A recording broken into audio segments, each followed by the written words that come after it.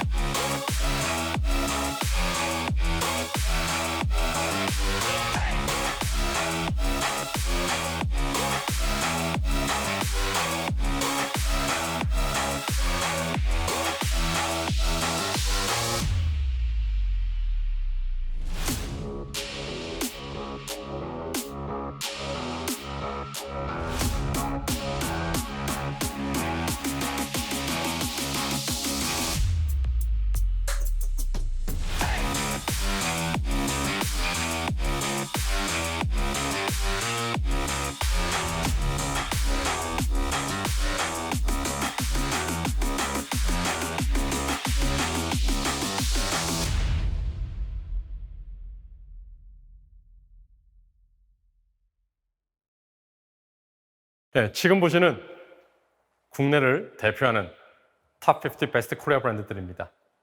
이들 50개 기업의 브랜드 가치는 158조 9천억 원으로서 코로나의 어려운 시대에도 불구하고 3.3% 증가한 것을 볼 수가 있습니다. 탑 10부터 살펴보도록 하겠습니다. 삼성전자를 필두로 현대자동차, 기아자동차, 네이버, SK텔레콤 순으로 국내에서 가장 브랜드 가치가 높은 브랜드로서 평가가 됩니다. 국내 대한민국을 대표하는 삼성전자가 올해도 1위 브랜드 가치로서 최고의 브랜드로서 자리매김을 했습니다. 그들의 브랜드 가치는 약 69조 1,460억 원에 달하고 있고요. 특히 이 부분은 반도체 사업의 지수선이 성장을 통해서 매출액, 영업이익, 특히 영업이익은 전년 대비 약 30%가 증가를 했고요. 2021년 1분기 매출에 있어서도 반도체와 스마트폰 판매 호조에 있어서 1분기 기준사상 최대 매출을 기록하며 글로벌 시장에서의 리더십을 더욱더 공고히 하고 있습니다. 또한 삼성전자는 상대적으로 약하다고 평가받던 가전 영역에서 맞춤형 브랜드인 비스포크를 통해서 사업을 훨씬 더 강화했으며 향후 차세대 6G 비전을 제시하면서 새로운 시대의 주도에 있어서도 앞장서고 있는 것을 볼 수가 있습니다. 다음은 2위 현대자동차입니다. 지난 10년 연속 삼성전자 다음으로 국내를 대표하는 2위 브랜드 가치 기업으로서 자리매김을 해왔는데요. 2019년에 그들의 매출 100조 돌파 후에 2년 연속 매출이 100조 원을 달성을 했고요.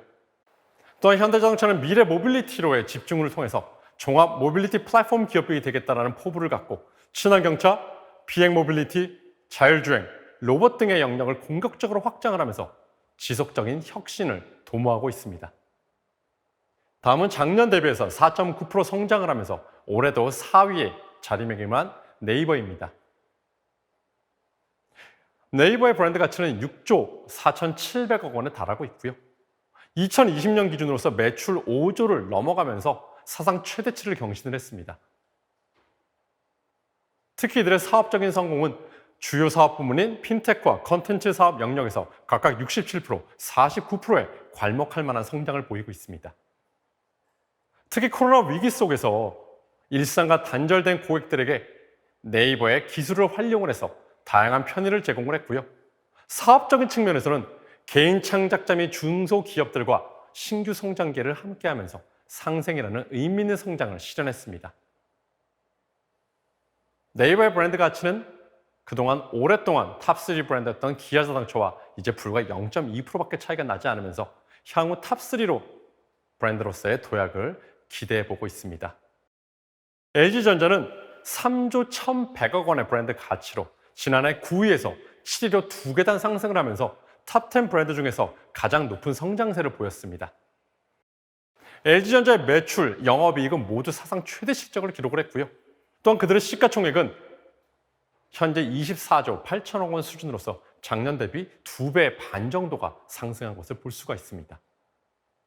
이는 코로나로 인한 집콕 수요의 증가, 보복 소비 등으로 인해서 HA 사업부, 특히 프리미엄 TV에서 호실적을 거둔 것이 전사 성과를 견인했다고 평가를 하고 있습니다.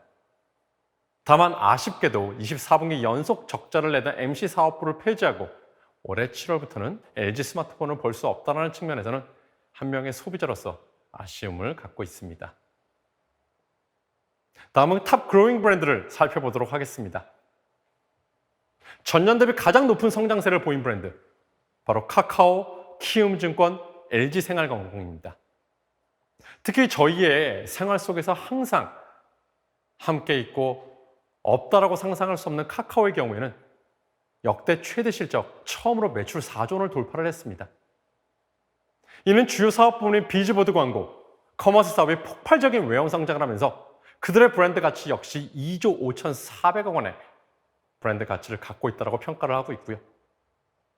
또한 기존의 적자 자회사였던 카카오뱅크, 페이 모빌리티 등 신사업 부분이 흑자 전환을 통해서 수익성을 확대를 했고 그들의 유료 콘텐츠 사업은 작년 대비 78%나 성장을 했습니다.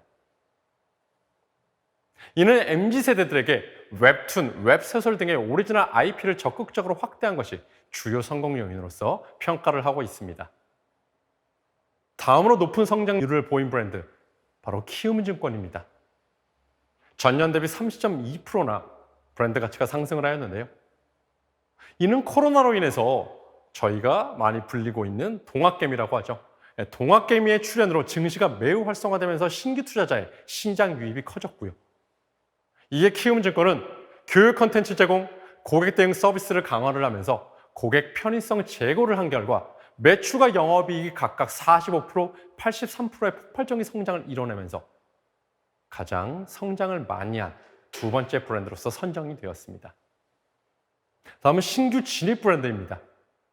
저희 인터브랜드가 2013년부터 베스트 코리아 브랜드를 평가를 하고 발표를 해오면서 가장 많은 브랜드인 7개의 브랜드가 신규 진입을 하나내었습니다. 특히 쿠팡, 배민, 컬리와 같이 초기 스타트업으로 시작을 해서 현재는 대한민국을 대표하는 기업이 된 여러 브랜드들이 대거 진입하면서 새로운 경제 지형을 알리는 한 해였다고 생각을 하고 있습니다. 특히 쿠팡은 18위로 처음으로 데뷔를 했는데요. 쿠팡은 매출액 13조 3천억 원으로 19년 대비 2배 가까이 성장을 했고요. 그들의 구독 서비스인 로켓 와우 멤버십이 지금은 470만 명에 달한다고 합니다. 대한민국 국민들이 가장 많이 사용하는 쇼핑 앱 1위, 또한 카톡, 유튜브, 네이버, 밴드 다음으로 가장 많이 사용하는 앱이 바로 쿠팡입니다. 지난 3월에는 국내가 아닌 뉴욕증권 거래소에 상장을 했었죠. 첫날 시가총액이 100조 원을 넘으면서 한때는 삼성전자 다음으로 두 번째로 시가총액이 큰 국내 기업이 되기도 했습니다. 쿠팡은 현재 주요 사업 영역인 커머스 영역을 넘어서 음식 배달 또는 OTT 등의 다양한 사업 영역으로서의 확장을 하면서 그들의 미래에 대해서도 역시 기대를 하게 만듭니다. 2014년에 혜성같이 나타난 컬리입니다. 지금 컬리는 신선식품 세국배송 시장의 대명사가 되었죠. 현재 기준 회원수가 이미 700만 명을 돌파를 했고요. 매출액은 전년 대비 벌써 2배나 성장을 했다고 합니다.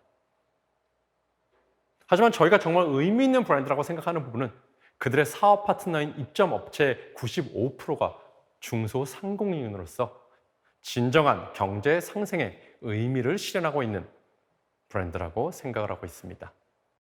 다시 한번 국내를 대표하는 베스트 코리아 브랜드 탑 50입니다. 지금 언급드린 탑 10 브랜드 또한 탑 그로잉 신규 진입 브랜드 외에도 대한민국의 경제를 이끌어가고 미래를 이끌어갈 최고의 50개 브랜드들에게 박수와 함께 진심 어린 응원을 보냅니다. 저희들이 여기서 정말 눈여겨봐야 할 부분은 코로나라는 굉장히 어려운 상황 속에서도 우리 베스트 코리아 브랜드들은 지속 성장을 하고 있다는 부분입니다. 그들은 과연 어떠한 그들의 성장 배경, 사업 전략, 다양한 활동들을 통해서 이런 어려운 시대에서도 성장을 하고 있는지에 대한 비결을 함께 알아보도록 하겠습니다. 특히 2021년을 맞아서 새로운 데케이드, 새로운 10년이 향후에 펼쳐질 것입니다. 그래서 저희는 Decade of Possibility라고 해서 새로운 10년의 가능성에 대해서 또한 그 가능성을 어떤 기업들이 이뤄낼지에 대해서 함께 얘기를 나눠보도록 하겠습니다. 저희 인류는 코로나로 인해서 많은 어려움을 겪고 있죠. 이 코로나를 봤을 때 유럽 중세 시대에 패스트가 연상이 됩니다. 보시는 패스트 의사의 모습을 봤을 때도 마스크를 쓰고 다니는 저희의 모습이 연상되지 않습니까? 하지만 저희들이 주목해야 될 부분들은 바로 이 패스트 이후에 저희 인류가 어떻게 발전했냐라는 부분입니다. 실제 이 이후에 콜럼버스에 의해서 신대륙이 발견이 되고 대항해 시대의 시작이 되면서 엄청난 경제 부흥이 시작이 됩니다. 정치, 사회, 경제 전반을 넘어서서 문화와 예술에 있어서도 르네상스 시대를 맞이하게 됩니다. 근대사에서 또 한 번의 처참한 역사가 있었죠. 바로 세계 2차 대전입니다. 5천만 명이 넘는 사망자를 내는 너무나 아픈 역사를 겪게 되죠. 하지만 45년에 종전이 된 이후에도 역시 또 한 번 역사는 되풀이됩니다. 인류 최초로 유엔이 설립이 되고 근대 산업의 중심인 제조업을 중심으로 큰 성장을 이뤄내고 비단 정치, 경제뿐 아니라 사회적, 문화적으로도 엄청난 부흥을 하게 됩니다. 역사가 똑같이 되풀이되지는 않지만 분명 큰 줄기에서 반복되는 부분은 있습니다.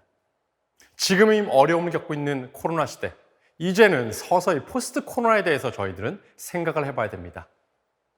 그리고 분명히 이전 역사에서도 그랬듯이 코로나 종식 이후에서는 정치, 사회, 경제 전반에 엄청난 부흥과 발전이 분명히 있을 것입니다. 다만 이전과는 지금은 상황이 다릅니다. 코로나뿐만이 아니라 저희는 다양하고 복합적인 이슈에 공존하는 세상에 살고 있습니다. 민주화 시위라든지 지구 환경의 역습, Black Lives Matter로 대표되는 인종차별 갈등, 미투의 길이까지 여러 복합적인 이슈를 저희는 해결을 하고 이 안에서 여러분들의 기업들은 성장을 해나가야 되는 부분입니다. 그래서 저희 인터브랜드는 향후 새롭게 펼쳐질 10년의 가능성을 높이기 위해서 가장 중요한 3가지 부분을 여러분들과 함께 얘기를 나눠볼까 합니다. 이에 가장 중요한 것은 리더십입니다.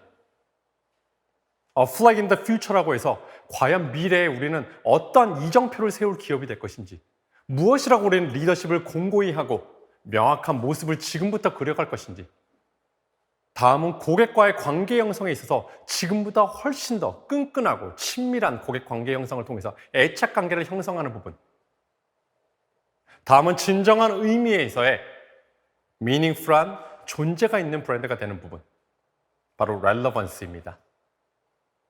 그럼 이 3가지 중에 첫 번째 리더십부터 살펴보도록 하겠습니다. 말씀드린 대로 flag in the future라고 해서 미래에 과연 우리는 어떠한 이정표, 깃발을 세울 것인가, 그거에 대한 첫 번째 단계는 바로 여러분들의 기업의 명확한 포부 그리고 존재 이유를 설정을 해야 됩니다. 저희는 그것을 ambition, purpose라고 얘기를 하는데요. ambition에서 굉장히 중요한 부분들은 바로 정해진 기간 내에 달성할 수 있는 목표를 세우고 그것을 명확한 키 퍼포먼스 인덱스를 만들고 계속 성과를 체크를 하고 그 목표 달성을 위해서 나가야 된다는 부분입니다. purpose라는 부분은 한마디로 the why we exist라는 우리의 존재 이유를 규정하는 부분입니다. 그래서 새로운 데케이드를 준비하는 데 있어서 지금의 모습을 명확하게 규정을 하고 향후 5년 정도 후에 우리가 달성해야 할 가장 중요한 포부는 무엇인지 그 포부를 달성할 이후에 과연 우리의 존재 이유는 무엇인지를 다시 한번 명확하게 하고 이를 달성할 수 있는 전략적인 로드맵을 만들고 전략적인 이니셔티브를 하고 이에 따라서 계획, 실행을 하는 것이 향후 10년을 준비하는 첫 번째 스텝입니다. 하지만 말씀드린 대로 지금은 저희 굉장히 복합적인 이슈를 함께 공존하는 세상에 살고 있습니다. 이러한 불안정한 시대이기 때문에 사람들은 영감과 확신을 찾고 싶어 하고요. 기업들은 그런 영감과 확신을 사람들에게 주기 위한 역할을 갖고 있고 그거에 맞춰서 계획을 하고 실행을 해야 될 부분입니다. 그래서 보시는 바와 같이 테슬라가 제로 에미션을 얘기를 하면서 지속 가능한 세계로의 전환을 가속화시키는 것이 그들의 포부다라고 하는 것에 많은 사람들이 열광을 하는 부분입니다. 그리고 이렇게 좋은 우리의 목표만을 설정하는 것이 다가 아닙니다. 앰비션이라는 포부 자체는 우리의 명확한 목표, 포부를 설정하는 데 있어서 그것을 일정 기간 안에 KPI로서 체크를 하고 이에 따라 다시 재수정을 하고 실행을 하는 명확한 우리의 로드맵 하에 이루어져야 될 것입니다. 그래서 여러분들이 기업에서 첫 번째 스텝으로 해야 될 여러분들의 포부와 존재 이유를 규정하는 부분, 다음에 세 가지를 고려해야 될 부분인데요. 이에 대해서는 두 번째 저희 리더십에 대한 저희의 인사이트를 말씀드린 후에 다시 한번 이 부분을 이해를 돕게 말씀을 드리도록 하겠습니다. 향후 10년을 준비하는 데서 가장 중요한 두 번째 부분, 바로 Set Your Arena라는 부분입니다. 사실 Arena라는 부분이 명확하게 저게 무엇이라고 생각하시는 분들이 많으실 텐데요. 쉽게 얘기를 하면 여러분들이 플레이하는 경기장을 어디로 규정할까라는 부분입니다. 콜롬비아 대학의 리타 맥크레스 교수가 쓴 Seeing Around Corners라는 책입니다. 이 저서에서 보면은 이런 말이 나오는데요. 여러분들의 업에서 메이저 컴페티션, 주요 경쟁사를 살펴보는 것 자체가 굉장히 큰 위험 요소가 될 수 있다고 얘기를 합니다. 그 이유는 바로 여러분들의 업태를 바라보는 것이 아니라 지금은 훨씬 더 넓게 그것을 경기장, 어리나로 바라봐야 된다는 얘기를 하는 것입니다. 구체적인 예를 들어서 말씀을 드리면은 대한항공이 그들의 업, 카테고리, 인더스트리라고 봤을 때 그들의 주요 경쟁사는 델타항공, 아메리칸 에어라인 등이 있을 거라고 생각이 듭니다. 다만 더욱더 중요한 것은 이 코로나 시대 때문에 저희가 출장에 대한 수요가 급격히 줄어들고 그런 것을 대체하는 서비스인 줌이라는 브랜드가 전 세계 비즈니스맨들에게 굉장히 중요한 소통의 툴이 되었습니다. 그렇다면 코로나 종식 이후에도 대한항공을 타고 출장을 가는 일이 분명히 지금보다는 훨씬 더 감소가 될 텐데요. 이렇듯 줌이 갖고 있는 과연 핵심 역량이 무엇인지, 줌이 고객들에게 줄 수 있는 편의는 무엇인지 이것에 대한 고민을 하고 이거에 적절한 전략을 세우는 것이 대한항공이 지금의 위기를 헤쳐나갈 수 있는 방법입니다. 그래서 현재 그들의 핵심 역량을 기준으로 한, 사업 역량을 기준으로 한 그들의 업태에서 바라보는 것이 아니라 좀 더 큰 그림을 바라보는 우리의 아레나가 무엇인지 보고 아레나에 속해진 경쟁사들을 대비해서 우리의 전략을 세우고 실행하는 부분, 저희는 그것을 아레나 컬렉티브라고 얘기를 합니다. 제가 굉장히 감동을 받았던 문구인데요. 잘 아시는 넷플릭스의 리드 헤이스팅스는 다음과 같이 얘기를 합니다. We are actually compete with the sleep이라고 해서 우리의 진짜 경쟁을 해야 되는 부분은 사람들의 잠을 자는 시간을 줄이게 하는 것이다. 그래야지 넷플릭스를 더 많이 볼 테니까요. 그렇다면 사람들이 잠을 덜 자고 넷플릭스를 보게 할 수 있는 방법이 뭘까? 이렇듯이 아레나라는 것은 사업 영역과 핵심 역량이 아니라 아웃사이드 인이라고 해서 고객들의 시간, 고객들의 마음, 디자이어, 그리고 그들의 리소스에서 우리가 더욱더 가져올 수 있는 것이 무엇인가를 살펴보고 그것에 대한 우리의 전략적인 목표를 세우는 것이 바로 아레나라는 것입니다. 그렇다면 국내를 대표하는 넘버원 기업인 삼성전자의 아레나 경기장은 어디일까요? 그들의 주요 경쟁사는 보시다시피 화웨이가 있을 수 있고 애플, TSMC 등이 그들의 주요 경쟁사라고 볼 수 있습니다. 하지만 좀 더 의미를 확대해서 봤을 때는 게임 업체라든지 쇼핑 브랜드, 나아가서는 엔터테인먼트 브랜드 역시 삼성전자의 직간접적인 경쟁사라고 볼 수 있습니다. 왜냐하면 저희는 삼성전자의 아레나, 그들의 경기장은 바로 플레이라고 규정을 하기 때문입니다.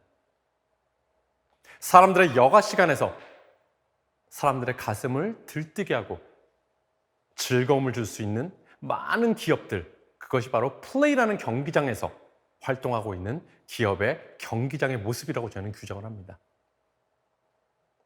이렇게 생각을 한다면 삼성전자의 직간접적인 경쟁사를 봤을 때 이런 IT 브랜드들을 넘어서서 게임, 스포츠, 쇼핑, 다양한 기업들이 있을 수 있고요. 나아가서는 유벤투스와 같은 축구단 역시 삼성전자의 직간접적인 경쟁사라고 할 수가 있습니다.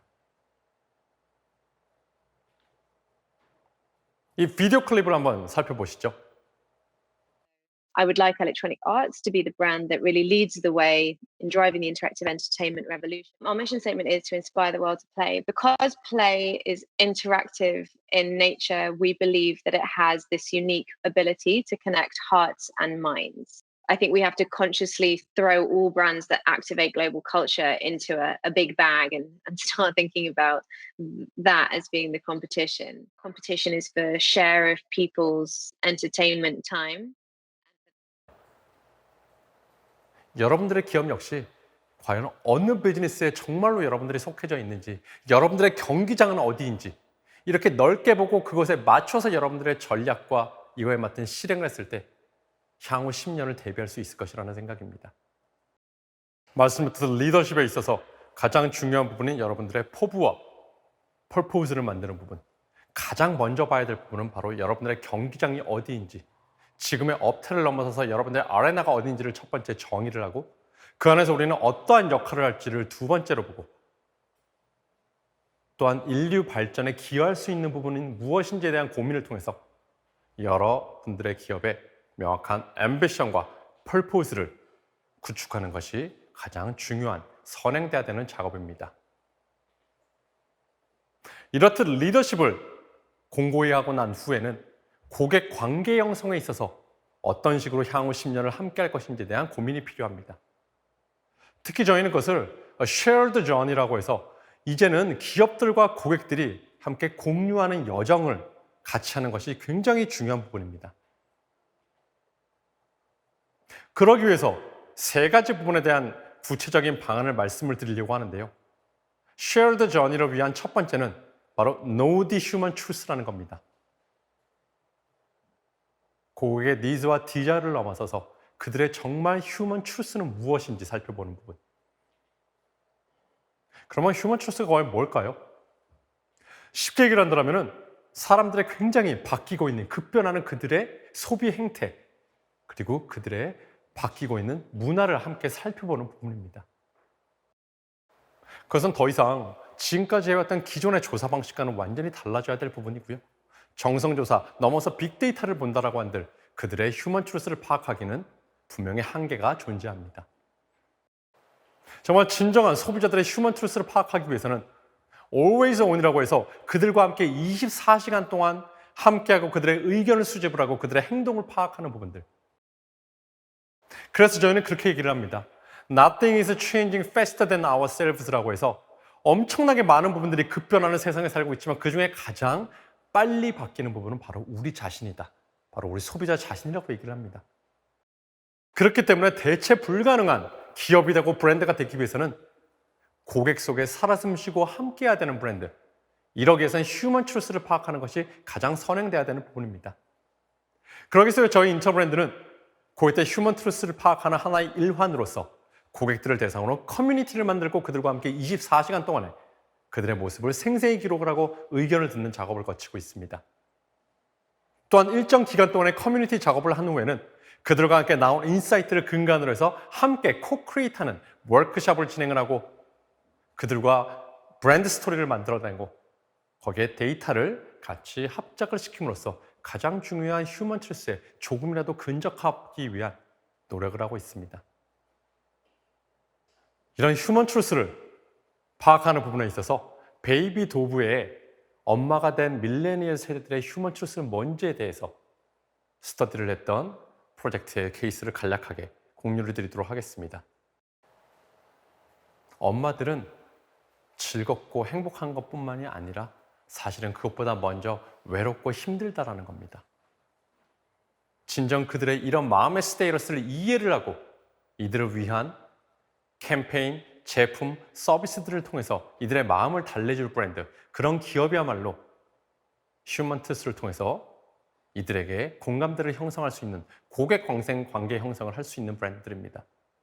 그래서 베이비 도브는 Beautifully Real Mom이라는 캠페인을 진행을 하게 됩니다. 정말 힘들고 외롭고 아기를 키우면서 엄청난 고생을 하고 있는 이 엄마들의 실질적인 모습을 담아서 캠페인을 진행을 했었고요. 그 결과 베이비 도브는 이 전년 대비 85%의 매출 성장을 하고 북미 시장에서 마켓 셰어가 4% 이상이 증대하면서 큰 성공을 이루게 됩니다. 이런 성공의 배경에는 말씀드린 대로 휴먼 트루스를 정확하게 파악을 하고 그거에 맞춰서 여러분들의 비즈니스를 빠르게 전환을 하고 고객에게 대응하는 부분들, 더 이상 니즈와 디자이어 파악으로는 모자른 시대입니다. 여러분들의 고객들이 정말 리얼한 부분이 무엇인지, 어떤 복합적인 이슈를 갖고 있는지, 때로는 그들이 얼마나 창의적일 수 있는지를 파악을 해서 그거에 맞게 여러분들의 비즈니스를 전환할 수 있는 가장 첫 번째 고객 관계 형성에 있어서 중요한 부분이 되겠습니다. 그 다음 고객 관계 형성을 위해서 중요한 것은 이렇게 휴먼 트루스를 파악한 이후에는 Create the First라고 해서 사실은 쉽게 First Mover가 돼야 된다는 부분입니다. 뭐 잘 아시는 First Mover Advantage라고 있죠. 코카콜라가 시장에 먼저 나왔기 때문에 그 다음에 펩시콜라가 나왔을 때도 엄청난 브랜드 충성도를 갖고 있는 코카콜라가 항상 소비자들에게 먼저 선택될 수 있는 부분들. 하지만 지금은 풍요로움 속에서 성장한 MZ세대들은 브랜드에 대한 충성도보다는 개인이 취할 수 있는 실리적 이득과 순간 효용성을 우선시하는 것을 볼 수가 있습니다. 그렇기 때문에 이전보다는 브랜드 충성도가 많이 약해지고 여러 기업들, 브랜드들은 고객과의 애착 관계 형성을 하는 것이 가장 중요하다고 얘기를 하죠. 그래서 더 이상 퍼스트 무버만이 됐을 때 그들과 애착 관계를 형성하기는 어렵습니다. 저희는 그것을 Create the Lasting First라고 해서 첫 번째로 시도를 하지만 그것이 시장의 기준점이 되는, 그리고 다른 경쟁사들이 금방 모방을 하면서 따라올 수 있는, 그래서 지속적으로 항상 함께 할 수 있는 first가 되는 것이 굉장히 중요하다는 것입니다. 쉬운 사례로 바로 쿠팡의 로켓 배송이죠. 정말 이런 로켓과 같은 빠른 시간 안에 배송을 하면서 지금은 로켓 배송 없이 살 수 없다는 사람들이 굉장히 많아요. 그리고 경쟁 브랜드들도 이렇게 엄청나게 빠른 배송을 위해서 많은 노력들을 하고 있습니다. 하지만 이미 쿠팡은 로켓 배송으로서 고객과의 애착 관계가 엄청나게 형성이 됐기 때문에 쿠팡의 현재 모습이 있는 데 있어서 가장 중요한 핵심 역량으로서 활용할 수 있는 부분들입니다. 그런가 하면 카카오톡의 선물하기가 있죠. 이미 선물하기, 그러니까 모바일 온라인 선물하기라고 한다면 사람들은 그냥 카카오톡을 생각하게 됩니다. 사실 아무도 관심을 두지 않았던 모바일 상품권 시장이죠. 2010년에 진입 당시에는 불과 500억 원 정도밖에 되지 않는 시장인데 불과 10년 만에 지금은 시장 자체가 3조 5천억 규모가 성장이 되었습니다. 그리고 카카오는 3조 원에 달하는 매출을 갖고 있고 엄청난 시장 지배력을 갖고 있죠. 뭐 네이버라든지 쿠팡이라든지 이런 엄청난 강력한 브랜드들이 선물하기 시장을 들어오고 있지만 이미 애착 관계가 형성된 이런 카카오톡의 선물하기를 이기기에는 굉장히 어려운 부분들이 있습니다. 그리고 고객과의 애착 관계 형성에 있어서 그 다음으로 중요한 부분 바로 고객 경험이라는 부분이죠. 사실 지난 몇 년 동안 기업들은 고객 경험을 극대화시키고 더 좋게 하기 위해서 많은 노력들을 해왔습니다. 하지만 이제는 그것을 넘어서야 됩니다. 더 이상 고객 경험은 기업이 고객에게 주는 서비스가 아니고요. 바로 경험 경제로서 엄청난 경제를 창출할 수 있는 것이 바로 경험이라는 겁니다. 이런 경험 경제란 것은 경험 자체가 비즈니스를 이끌고 경제적 가치를 창출하는 시대를 일컫는데요. 이는 좀 전에 말씀드린 것과 같이 MZ세대는 실리적 이득 그리고 무엇보다 심리적 만족감에 의해서 그들은 제품을 선택을 하고 서비스를 선택하곤 합니다. 그래서 이런 심리적 만족감이라는 현재까지는 비정형 데이터를 유형화시키고 객관화시키고 수치화시키고 이를 체계적으로 증대시킴으로써 경제적 가치를 창출하는 것, 이게 바로 향후에 여러분들이 꼭 신경 써야 되는 경험 경제라는 부분입니다. 이런 고객 경험을 유형화시켜 봤을 때 크게 간접 경험, 직접 경험, 가상 경험으로 분리할 수가 있죠. 또 이런 직접 경험 내에서도 탐색부터 구매, 사용, 공유 또는 향후에는 재판매 경험에 있을 때까지 다양한 유형으로서 저희는 다시 한번 클래시파이 시킬 수가 있습니다. 이런 부분들을 굉장히 잘하면서 리더십을 공고히 한 부분, 바로 배달의 민족이죠. 탐색 경험에 있어서 이런 클린 리뷰, 머신 러닝을 통해서 허위 리뷰 등을 필터링하고 소비자들의 의사결정에 굉장히 편리함과 신뢰도를 제공하는 부분. 또한 구매 경험에 있어서도 AI 스피커인 클로바를 통해서 간편하게 주문을 할 수 있게 하고요. 배민페이를 통해서 편리한 구매 경험을 제공함과 동시에 고객 락인 효과를 구축하고 있는 부분들. 또한 사용에 있어서도 더 나은 고객의 사용 경험을 위해서 음식 점주들을 대상으로 배민 아카데미를 운영을 하고 있습니다. 이런 활동들을 통해서 이런 경험의 심리적 만족감을 증대를 해오고 있기 때문에 배달의 민족은 말씀드렸듯이 올해 베스트 코리아 브랜드에 처음으로 신규 진입한 브랜드로서 자리매김하고 있는 부분이고요. 이런 고객 경험들을 사실 좀 더 고도화시켰을 때 다음과 같은 결과물을 낼 수도 있습니다. 바로 2010년 초반에 탄생을 한 바르크입니다. 바르크는 몇 년 전에 뉴욕에 강아지 용품 팝업 스토어를 오픈을 했죠. 그래서 견주와 반려견이 입장을 했을 때 반려견에게 매장 전용 조끼를 입혀줍니다. 그러면 이 조끼에 부착된 RFID 태그를 통해서 이 강아지가 매장 내에서 가장 호기심 있게 보고 있는 장난감이 무엇인지, 어떤 장난감과 가장 오랫동안 시간을 보냈는지, 어떤 것을 가장 즐거웠는지에 대한 정보를 행태 데이터로서 알려주고요. 이런 것들이 집에 갔을 때 최적의 장난감에 대한 정보를 얻은 견주가 즉석에서 모바일로 구매를 하고, 그렇게 된다면 강아지가 제일 좋아하는 장난감을 바로 구매해서 집으로 배송을 받게 되는 서비스입니다. 이런 바크샵 라이브 서비스는 강아지 그리고 견주 모두에게 혁신적인 쇼핑 경험을 제공을 하고 물 흐르듯 연결되는 후속 서비스를 통해서 경제적 가치를 창출하는 부분입니다. 현재 바크의 기업 가치는 무려 약 한 2천억 원 정도로 추정이 됩니다.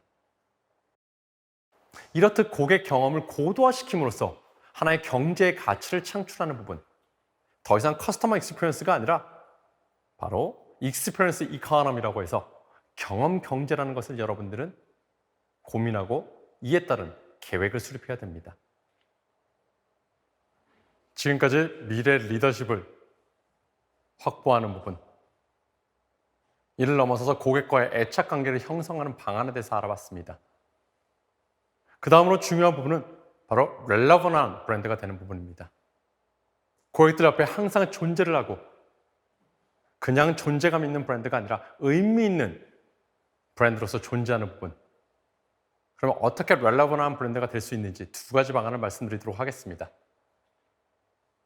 그 첫 번째는 이제는 더 이상 그냥 프레젠, 존재를 하는 것이 아니라 바로 메타 프레젠을 해야 된다는 것입니다. 우리는 고객들의 곁에 존재하기 위해서 그들의 다양한 고객 접점에서 여러분들의 브랜드를 노출하고 그들과 함께하기 위해서 노력들을 해왔죠. 그렇기 때문에 우리가 기존에 갖고 있었던 고객 접점은 어디인지, 새롭게 고객 접점은 어디를 발굴해야 되는지에 대한 많은 생각들을 해왔습니다. 특히 지난 10년 동안에는 이런 온라인과 오프라인에서 고객들의 옆에 존재하기 위해서 많은 노력들을 해왔습니다. 하지만 지금은 그것을 넘어서는 시대입니다. 바로 오늘과 미래를 봤을 때는 다음과 같은 모습들이 펼쳐지고 있습니다.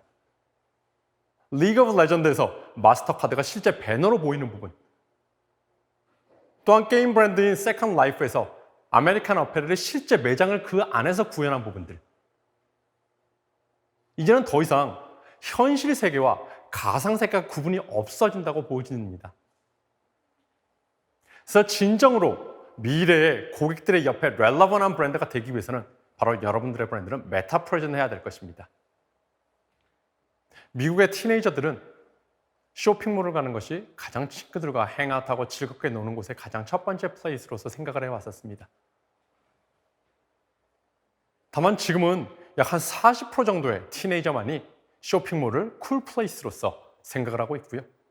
오히려 50%가 넘는 미국의 티네이저들은 바로 게임 브랜드인 폴트나잇이 친구들과 소셜라이즈 하는 데 있어서 가장 중요한 채널이라고 얘기를 하고 있습니다. 그리고 스포츠로 대표되는 국가이죠, 미국. 바로 그 국가에서 MZ세대들은 더 이상 스포츠가 엔터테인먼트에 있어서 가장 중요한 요소로 생각하지 않습니다. 오히려 로블록스 같은 경우에 이 안에서 친구들과 게임을 하고 플레이를 하고 그 안에서 실질적인 소비를 하는 데 있어서도 약 한 1조 3천억 원 정도의 소비를 했다라고 합니다. 그렇기 때문에 로블록스는 올해 상장과 동시에 그들의 시가총액은 스포티파이의 데뷔 기록을 뛰어넘을 정도로 엄청난 브랜드로 성장을 하고 있죠. 그런가 하면은 폴트나잇에서 콘서트를 했던 트래비스 스캇의 경우에는 2,700만 명의 관중들이 그의 콘서트를 관람을 했었고요. 이는 상대적으로 비욘세가 실제 피지컬하게 공연을 했던 250만 명의 기록을 훌쩍 뛰어넘는 것이었습니다. 이렇듯 이제 더 이상 가상현실, 가상세계라는 부분들은 현실 세계와 구분할 수 있는 부분들이 아닙니다. 여러분들의 기업들, 여러분들의 브랜드들은 가상세계, 현실세계 이 모든 부분에서 메타 프레젠 했을 때 오히려 소비자들과 진정한 렐러번할 수 있는 브랜드가 되는 부분입니다. 바로 이 부분을 국내에서 잘 시행하고 있는 바로 메타 프레젠한 브랜드 네이버입니다. 네이버의 제페토 브랜드는 잘 아시다시피 메타버스 플랫폼으로서 증강현실 아바타 서비스를 제공하는 곳이죠. 이미 누적 가입자 수가 2억 명을 돌파했다고 추산을 하고 있고요. 그 중에 90%가 해외 이용자이고 80%가 10대들입니다. 레고 모양의 아바타를 고르는 로블록스와는 달리 제페토는 AR 기술을 활용을 해서 자신과 닮은 아바타를 생성이 가능한 부분이 있고요. 이런 제페토 세상에서는 아바타들끼리 친구를 맺고 사진을 찍고 동영상을 만들고 공유하면서 새로운 놀이 문화를 형성을 하고 있습니다. 하지만 중요한 부분들은 바로 이런 부분입니다. 나이키와 같이 실제 브랜드들이 그 안에서 활동을 하고 고객들과 함께하고 있는 것입니다. 나이키와 협업한 운동화가 실제 오프라인 매장보다 제페토에서 더 많이 판매된다는 것을 아시나요? 제페토에서 판매된 나이키 운동화가 벌써 500만 개가 넘는다고 합니다. 또한 이런 매장뿐만이 아니라 얼마 전에 가상공간인 구찌빌라를 설치를 한 구찌 같은 경우에는 한 달 만에 방문객이 130만 명을 돌파를 했고요. 이 안에서 구찌 제품도 구경을 하고 정원에서 미로 찾기를 하고 분수쇼를 구경하는 등의 다양한 활동들이 가능해졌습니다. 실제 10대들도 구찌를 어린 나이부터 굉장히 친근한 브랜드로서 렐러번한 브랜드로서 생각할 수 있다는 부분이죠. 이걸 넘어서 이제는 가상 인플루언서도 엄청난 영향력을 행사하는 시대입니다. 보시는 릴 맥칼라의 경우에는 인스타그램에 293만 명의 팔로워를 갖고 있는 세계 최초의 디지털 슈퍼모델이자 가수이죠. 그녀는 젠지를 대표하듯이 영원한 나이가 19세입니다. 그러다 보니 팔로워 역시 83%가 다 10대들이 차지하고 있는 것을 볼 수가 있고요. 이런 디지털 슈퍼모델은 샤넬, 캘빈 클라인, 보고 등과 같이 다양한 명품 브랜드의 주 모델로서 활동을 하고 있고 최근에는 드디어 삼성전자의 팀 갤럭시의 일원으로서 삼성전자와 협업한 것을 볼 수가 있습니다. 또한 그녀는 자유롭게 자신의 의견을 드러내고 있습니다. 예를 들어 트럼프의 불법 체류 추방을 반대를 하고 또한 Black Lives Matter를 그녀의 인스타그램에 게시를 하면서 흑인 인권 운동에 참여를 하고 있고요. 이러다 보니 타임이 선정한 인터넷에서 가장 영향력 있는 25인으로 선정될 만큼 그 영향력을 과시를 하고 있는 것을 볼 수가 있습니다. 이렇듯 가상세계 또는 이 가상세계에서 활동을 하고 있는 인플루언서, 이들의 영향력이 막대해지고 있고 이것은 우리의 밀레니얼들과 G세대에게는 굉장히 당연한 것으로 받아들여지고 있습니다. 이래 여러 기업들은 가상세계를 직시하고 우리가 살아가는 현실 세계와 가상세계를 넘나들면서 활동할 수 있는 것 자체가 메타 프레젠을 할 수 있는 여러분들의 첫 번째 스텝입니다. 꼭 게임, 아바타가 아니고요. 여러분들의 브랜드의 스토리를 입히는 부분, 그리고 여러분들의 세계관을 만드는 부분, 이런 세계관을 어떠한 플랫폼에 얹어서 거기서 재밌는 즐거운 컨텐츠를 제공을 한다면 여러분들의 브랜드 역시 메타 프레젠을 할 수가 있고요. 여기서 가장 중요한 부분들은 여러분들의 고객들에게 여유를 주고 룸을 줌으로써 그들이 그 안에서 이니시에이트하고 활동하고 공유할 수 있는 그런 세계를 만들어가는 것이 가장 중요한 메타 프레젠이 될 수 있는 여러분들의 이니시에이션입니다. 또한 이런 존재감, 나아가서는 의미 있는 존재감이 되는 브랜드가 굉장히 중요하겠죠. 그래서 마지막으로 말씀드리는 부분, 바로 Build Ethical Leadership입니다. Ethics가 무엇이냐? 즉 기업의 윤리는 함께 살아가는 사람들, 나아가 인류의 좋은 것과 옳은 것에 대해서 우리 기업은 이러한 기준을 갖고 있습니다라고 명확하게 만들고 그것을 실행하는 것입니다.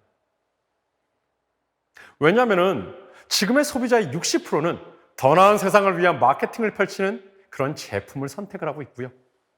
특히 여러분들의 직원이 될 수 있는 MZ세대의 직원들의 82%는 성평등, 기후변화 등에 있어서의 이슈들에서 명확한 목적과 관심을 제시를 하는 회사에서 근무하고 싶어 합니다. 우리나라에서도 굉장히 많은 기업들이 ESG에 대한 계획, 전략, 실행을 논하고 있습니다. 다만 조금 아쉬운 것은 이런 ESG라는 부분들이 굉장히 친환경에 있어서에 많이 집중이 되어 있다는 부분이죠. 하지만 이런 ethical leadership은 친환경보다 훨씬 더 다양한 부분에서의 고민이 필요한 부분입니다. 경제 상생에 대한 부분, 다양성 존중, human right, 사회적 정의, 정보 보안 등과 같이 아마 이거 이상으로서도 많은 부분들에 대한 고민들이 필요할 것입니다. 예를 들어서 벤&제리 같은 경우에는 트럼프 행정부의 정책에 대해서 우리는 반대합니다 라는 비판의 목소리, 그들의 신념을 리지스트 캠페인을 통해서 자체적으로 시행한 것을 볼 수가 있습니다. 그래서 미국인들이 가장 좋아하는 플레이버 중에 하나이죠.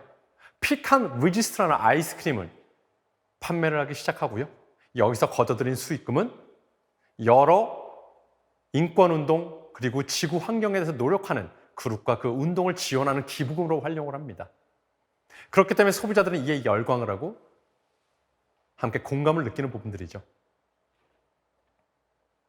이런 에티컬에 대한 부분들을 실질적인 사업으로 승화시켰을 때 더욱더 고객들은 공감을 하게 됩니다. 모든 피부색의 여성을 존중한다는 편견 없는 컨셉으로 세계적 속옷 브랜드가 된 Third Love입니다. 기존의 스킨톤, 즉 누드색 브라는 분홍빛 또는 베이지색이었죠. 사실은 이는 백인들의 굉장히 국한된 부분들을 얘기를 하고 있습니다.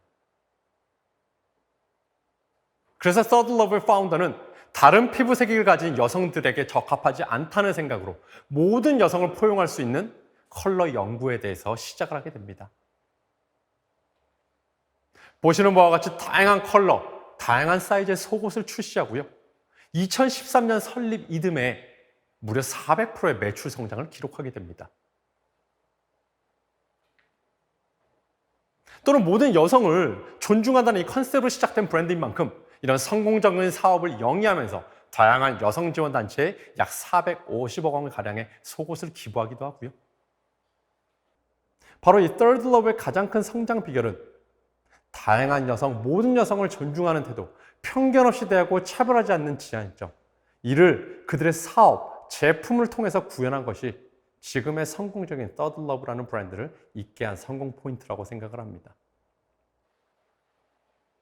에어비앤비에는 Chief Ethics Officer가 있습니다.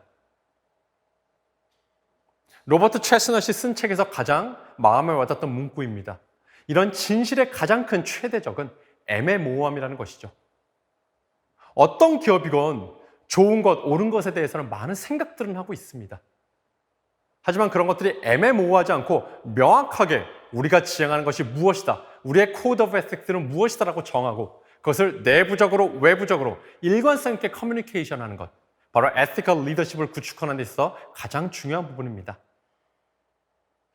그리고 이런 에티컬 리더십을 구축하는 데 있어서 앰비션과 펄포즈, 여러분들의 포부와 존재 이유, 그리고 각지 갖고 있는 핵심 가치와 연계해서 에티컬에 대한 프레임워크를 만들었을 때, 그래서 여러분들의 사업을 다음과 같이 성장을 시키는 데 있어서 바로 이런 에티컬 코드라는 것이 굉장히 중점적인 사업 요소와 함께 영위됐을 때 여러분들은 진정한 에티컬 리더십을 구축을 하면서 좀 더 소비자들에게 공감받고 사랑받는 브랜드로서 성장할 수 있을 것입니다. 지금까지 이런 새로운 10년을 준비하면서 여러분들이 가장 중요한 부분이라고 생각해야 할 바로 리더십, 미래의 어떤 플래그가 될 것인지, 그리고 고객과의 관계 형성에 있어서 어떠한 방안들을 통해서 애착 관계를 형성할 수 있는지, 또한 고객들에게 다양한 곳에서 존재하면서 더욱더 의미 있는 브랜드로서 함께 할 수 있는 방안에 대해서 얘기를 나눠봤습니다. 이렇게 Decade of Possibility라는 새로운 10년의 가능성이 여러분들의 것이 되기 위해서는 다음에 3가지의 주안점을 놓고 명확한 계획과 철저한 준비, 이에 대한 실행이 반드시 필요할 것입니다. 이를 통해 여러분들의 사업의 성장, 기업의 성장, 나아가 인류 발전에 기여를 할 수 있는 브랜드가 되기를 진심으로 응원하겠습니다. 또한 저희 인터브랜드는 새로운 10년을 여러분들이 펼쳐가는 데 있어서 항상 의미 있는 사업 파트너로서 함께할 것을 약속드립니다. 긴 시간 동안 경청해주셔서 감사합니다.